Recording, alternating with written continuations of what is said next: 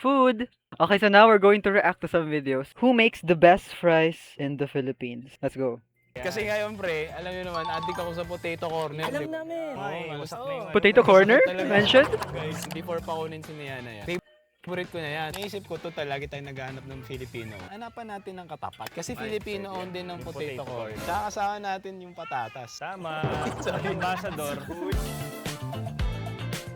Potato corner the best. For me, potato corner yung the best. Actually, wala pa ako ibang na-try na potato fries food franchise or something. Potato corner lang talaga. And I think na-try ko na lahat flavor nila. And favorite ko to ang sour cream. Dito tayo sa Potato Corner. Ano pang chain, fries fast food chain na meron besides potato corner. So I think we're just going to see. Aking paborito. If Pabili meron. po, ano ba talaga ma'am ang best seller na flavor nyo ng fries?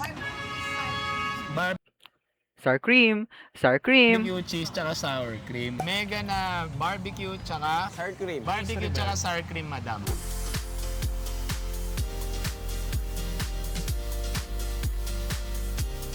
At ito na ang barbecue. Damn, that looks so at good sour though. cream. O sige, sour cream muna. Ano favorite mong ano? Barbecue. Parang hindi masyadong Kaya mo na sour. ako kakainin Ako pala. nabilangan ko yung ulo ni Api, ang asim eh. Alam niyo ba, itong sour cream, sinama nila sa menu nila, 1995 pa. Eh, nag-start sila 92 eh. Sa Mega Mall. Noong 1992, si Api tinuturuan na magugas ng pinggan. Gumigera na yun eh, guerrilla yun. Tapos, alam niyo ba, within 30 days lang, nabawi nila agad yung puhunan nila. Inutang lang nila yon. Damn, that's so lucky. Kasi sometimes if you're going to open a business, it's very risky. Especially if wala kang capital, di ba? So like most people, they're gonna borrow, nangungutang lang sila. And then hope na yung inutangan nila, yung business nila is going to boom and then mababayaran nila yung utang nila and then they can expand their business. Pero most business are not like that, di ba? Hindi lahat ng business na kapag kaka-start pa lang, magbo-boom agad. Actually, I'm surprised na people back then loved fries as much as gano'n natin kagusto yung fries now. Kasi I thought fries is more like a modern trend or modern favorite food compared to back then. Di ko alam ano yung mga inaadika ng mga tao. But I'm surprised na dati pa lang in 1990s fries is already a thing. Parang 3 or 4 sila, di ko kabisado yung Tapos names. in-expect pa nila na ano eh, no, na 2 to 3,000 lang daw kikitain nila per day. Tapos biglang 15,000. 15,000 a day? Back in ilan yun? Magkano na yun ngayon? 1992. 1992, 15,000 back then. That's probably like worth mga nasa 20k na ata natin yan ngayon. Inflation.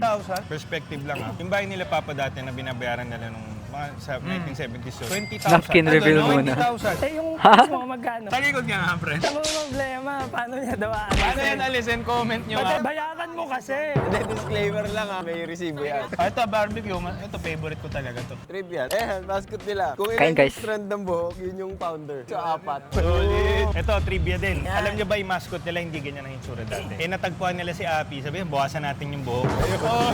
Ang sinabi, kaya daw nila naisip to. Kasi nung 90s, putok ang popcorn. Tapos yung isa, siya yung nakaisip na ano, bakit Yeah, that makes more sense na back then popcorn is a thing. hindi gawin natin flavored fry? Kaya sila nag-invest. Yung isang owner, may na-meet siyang isang model. Usap sila, ano pinagkakitaan mo? Sabi niya, ano ako, may business ako. Yung flavored popcorn. Tapos naisip niya, oh, di ba, apat yan. Yung isa, naging silent, ano na lang, investor. Tapos 3 na lang nagpatakbo. Tapos yung isang natira, nung Wait, so does this mean na ang nag-start ng fries trend or fries addiction sa Philippines is the potato corner? Really? I get it naman, may ibang fast food pa like Jollibee and McDo na are much bigger kasi restaurant talaga sila eh. Well, I'm not sure. We're just nabenta 2 minutes pa lang sa video. Sorry, I'm a yapper. na yan, nagtayo. Yung I'm a Tokyo yapper. Tempura. Franchise tayo? Sakto, 4 tayo. Solid na apat na solid. So, ikaw, ano ka? Solid pa, North. Tingnan natin ngayon kung may didikit sa potato corner. Oh yeah, Potato Giant! Potato Giant. I haven't tried it lang. Ate, ano yung size na commonly in-order dito? Yung parang hinawakan mo na. Parang hinawakan mo na. Magja-giant na lang kami. O, barbecue and white cheddar na lang. Ay, may dip pa. Ang ano po namin, best seller namin garlic mayo. Garlic mayo, sige.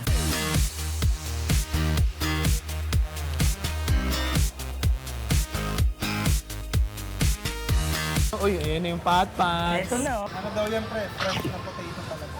Nga. Ayan, 100% fresh potato. Sarap pa. Parang ang kalaban niya, mga mojos ng Shakey's. Manipis sila, pero pwede. Ang maganda lang, I'm not a fan or siguro hindi ko pa kasi na-try using dip and fries. I think it would taste good depende kung anong flavor, like if cheese siya or like any spicy variant of sauce. But I think mas favorite ko talaga if it's like powdery. Hindi siya same sa how I like my chicken. Like my chicken, I like my chicken saucy and powdery or just plain. Pero fries, I think I would prefer my fries to be powdery compared to if it's flavored via sauce. Pero I think ang purpose ng dip is just an enhancer, di ba? Enhancer lang siya ng lasa. Hindi siya yung main flavor ng fries. sa kanila, yung mojos kasi ng Shakey's, yun na yung lasa niya. Default na yung flavor niya. Ito, may mga flavors pa. Itong fries, tingnan natin yung fries. Paano ka nga naman lalaban sa potato corner? Mag-iisip ka lang iba. Kasi pre, yung may-ari niyan, lasalista yan pre. Nag-start siya magnegosyo, nagtuturo pa siya, then nag-business siya, isa lang. So ang mga common na nakakaalam siguro nito, Estudyante. ng Lasal. Kasi malapit lang doon. Alam mo, dapat natin malaman dito, anong lasa ng ito? Powder pre. Pero ito masarap talaga pre. Masarap tong mga ganito nito. Parang magkalasa lang. Ngayon, nasa 90 branches na yan. Ngayon? So pwede siya i-franchise, tapos nakuha din nila pala si Piolo Pascal. Daddy Piolo? Dude, where is Piolo right now? Where is Piolo Pascual? Nag-originate. Sabi Belgium. Parang pinagtatalunan nila kung sino. Kasi para tawagin kang French. Pero yung French fries, hindi daw siya dahil sa France, kaya French. Yung French daw, ibig sabihin, yung way nung pagkat. Alam mo ba, pre? Meron Oh, 4,000 really? guys. Wait, let me check. The naming largely comes down to the soldier encountering the food in a French-speaking region. Oh, so it's called French fries because it was discovered in a French-speaking region. So it's not technically in France, but is it because of the way of cut? It doesn't mention that. Overall, kung walang comparison, masarap siya. Sa price, medyo mas mababa siya. Tsaka ang ganda may lagayan. Siguro lang, kailangan silang gawin sa sa graphic nila. Parang kailangan nila tayong idagdag. Parang nilang ayusin. kailangan nila ng kalaban. Patatas? Ano bang mga bestseller nyo po? Ang bestseller po namin, sir, is I haven't heard of Mr. Patatas. I don't know what do you call them?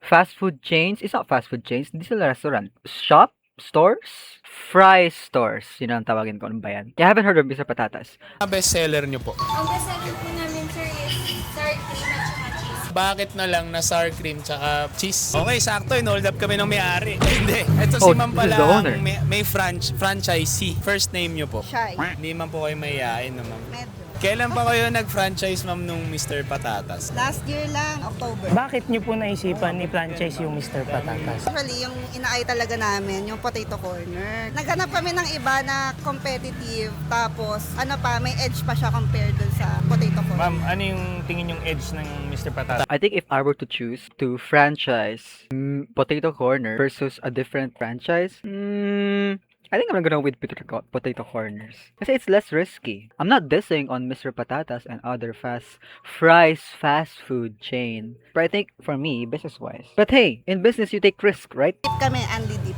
Tapos, syempre, masarap. May idea kayo, ma'am, sa mismong story ng business? Bale, yung may-ari, si Mr. Paolo Miguel. Simula siya pre-pandemic or pandemic. Yung mga nakakarito na fries, napalago niya yun. Over time, nag-decide siya ipa-franchise yan nationwide. Sakto si ma'am nanonood din sa amin. Pero di talaga namin in-expect na nandyan siya. Pero, Magpapaad ako ng coffee, free na sa inyo.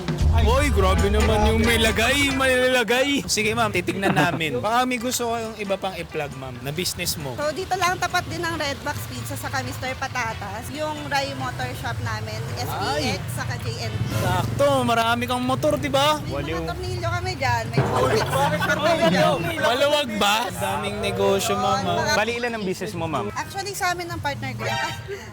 Oh, nagbilang. May family Damn. na ba kayo, ma'am? O kayong dalawa pa lang? Kami palang dalawa. Ang ginagawa nyo para mapatibay yung relationship? Ako, bilang babae, nag-giveaway ako lagi kasi strong personality siya. Kasi businessman. So, siya talaga yung may business mind. So, kapag mayroon siyang mga ganyan, kailangan support lang. That's a good mindset. Support your partner in their dreams. But make sure na yung dreams mo is aligned with them or at least hindi mo matatabunan yung own dreams mo just to support or to fulfill the dream of your partner. Especially if it involves risk, like starting a business, opening a franchise, or whatsoever.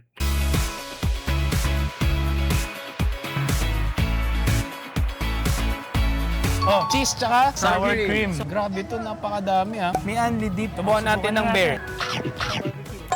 Only dip. Iba yung sour cream, medyo di ko pin. Eto. Yung cheese, okay naman. Para siyang nasa boundary ng ano, pre. Alam niyo yung mga fries na ano lang. Nostalgic yung cheese nila. Pero hindi Oh, those typical powdered cheese that you get in like stores. Pag bibili ka ng, alam mo yung street food na mais. Yeah, and then they add cheese powder. That's the taste. Or like the generic popcorn you buy on stores. They come with the cheese powder. siya ganun na, mas quality siya. Yan yung pinaka-selling point nila, yung dip. Oo, parang ito Uy, yung... masarap yung dip. So bali yung Potato Giant, ang pinaka panlaban nila, yung pot.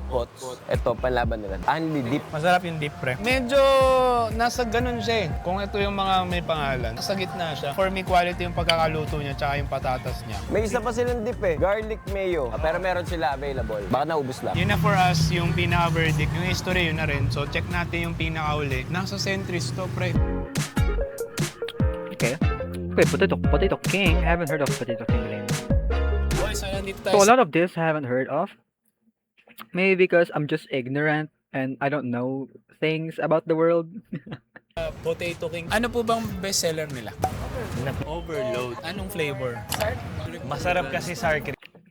Regular 40, double 65, premium 95, overload 125. Good price. Kinocombine nila barbecue. Kasi pwede dalawang flavor. Overload na barbecue tsaka sour cream. 125 pesos. Uy! Tikman na natin tong Potato King. So, Wait, is it in a paper bag lang?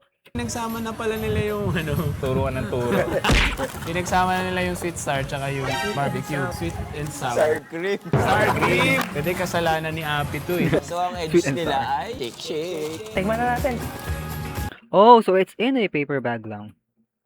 Huh. I don't know what to feel about that. Like, kasi naka paper bag. For me, I think, I'm fine with the shake fries ng McDo. But, the thing about fries is like I would prefer if like nasa styro siya. It's easier to handle. I'm not saying na it's gonna get messy kapag naka paper bag, pero like you can see the oil stains. So as long as you don't touch this, you don't get oily fingers. Yun yung pinakaayaw ko to have oily fingers when eating something like this. Usually you eat fries, bilin mo, you eat it right away after, di ba? And ito yung mahirap kainin. Mahirap siya hawakan kasi you need to open the bag pa just to get the bottom pieces, especially if hindi siya puno. I'm just not a fan. Closest to sa potato corner kung sa oil lang tsaka yung lasa, yung pagkakaprito. Sa akin okay siya. Aside sa ang dami na nating nakain, may laban to, boy. Di ba mas makakapal yung fries niya? Hindi naman, pareho lang. Mas ma-potato corner yung finishing niya, pre. Parang ang nawawala na siya, pre, sa listahan ko. Parang napapalitan na yung potato corner. Sabi What? ni Really? Mags, yung may-ari daw nito, may-ari rin ng Siomai, King daw. So anyways, hindi kasi natin may... Oh, I have heard of Siomai King, Potato King. Like the branding. Interview si Madam, baka kasi masita kami. Ang sa akin na lang, desisyon na natin kung ako muna kasi ako yung addict sa potato corner. Potato Giant na. Kung may alternative ako, Potato Giant. Kaya lang sa akin kasi, yung sa Potato Giant, nagustuhan ko talaga yung mojo. So, yun lang naman. Pero kung sa fries, pareho lang eh. Ako ito, mas malapit. So, para sa amin, ang pinakamalapit sa Potato Corner, Potato King. I like how the standard is potato corner. This is standard. Mapapalitan ba siya? Meron. So, kumbaga ikaw, mas ito na kung sakali.